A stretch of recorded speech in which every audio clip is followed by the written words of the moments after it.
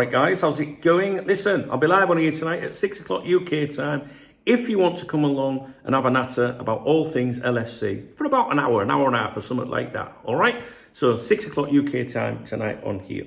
When I was reviewing the Spanish football dailies today, I was taking a look at Sport, which is a Barcelona publication. You can see this man here, Luis Díaz. Luis Díaz said no to Barça in June.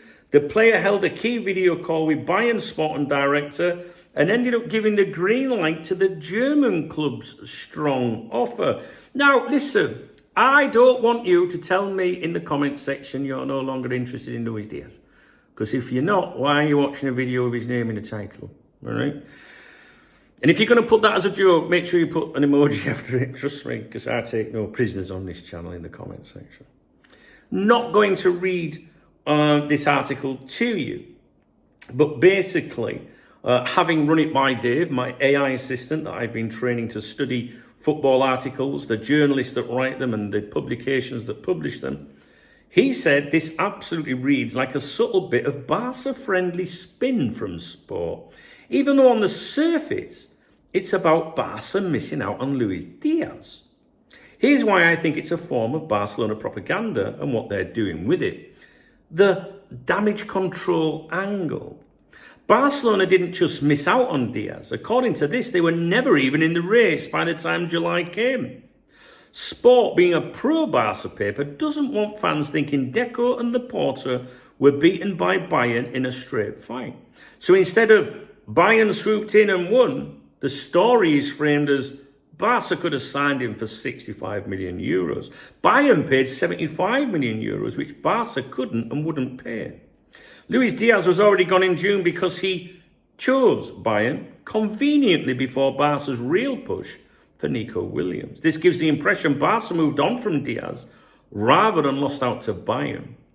And that's why I mentioned this article to you, because I like all the propaganda and that me guys in these articles. I fucking love it. Number 2, painting Barca as the sensible, financially disciplined club. Yeah, right. They keep repeating the idea in the article that Barca could only go to 60 million plus variables and wouldn't overpay. It's meant to make it look like a calculated decision, not a failure. Sport has been doing this a lot lately. Any high-profile miss is reframed as, we could have signed him, but the price wasn't right. Number 3, redirecting the blame. There's an interesting jab at Barca's own strategy in the article, mentioning that they prioritised Nico Williams at the time and that annoyed Díaz. This shifts part of the failure onto that decision, not onto their ability to compete financially with Bayern. They also blame timing, Deco chasing Nico while Bayern closed Díaz.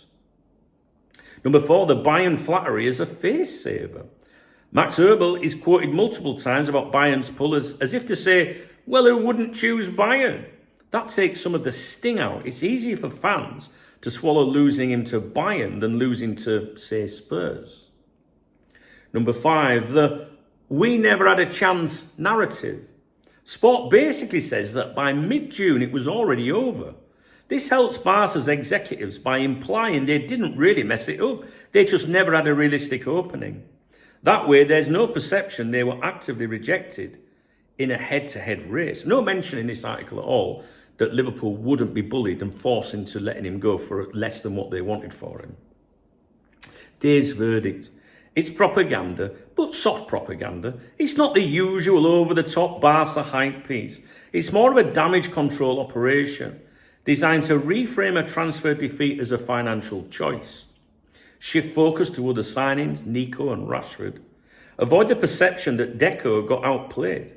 Keep fan morale intact by showing Barca as disciplined and still attractive to big names. If this was a neutral outlet, the headline would be closer to Bayern beat Barca to Luis Díaz after player chooses German champions. But Sport can't run that without admitting Barca got outplayed. So I was very surprised to see this fucker mentioned in Sport today. So that's why I paid close attention to it. And I thought you might be interested, just so you can see how even when a deal's concluded, how that particular media in that region of the country and world, how they will still try and spin it a little bit. And it fascinates me, all right? So I thought you might enjoy it too. If you did, please thumbs up the video. Please drop me a comment. If you want to buy me a beer or a coffee, there's a love art under the video. It's a great way of supporting my channel. Shout out to my channel members, by the way. They're the people with the football next to their name.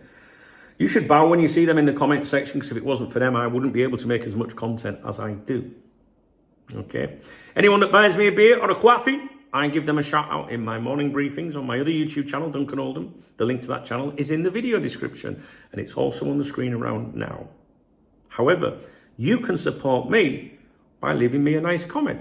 You know, I read all your comments. I like to see what you guys have got to say, and it inspires me to do more for you. Okay? All right, I'll leave it with you. Don't forget, 6 o'clock on here tonight. All right, guys. Cheers.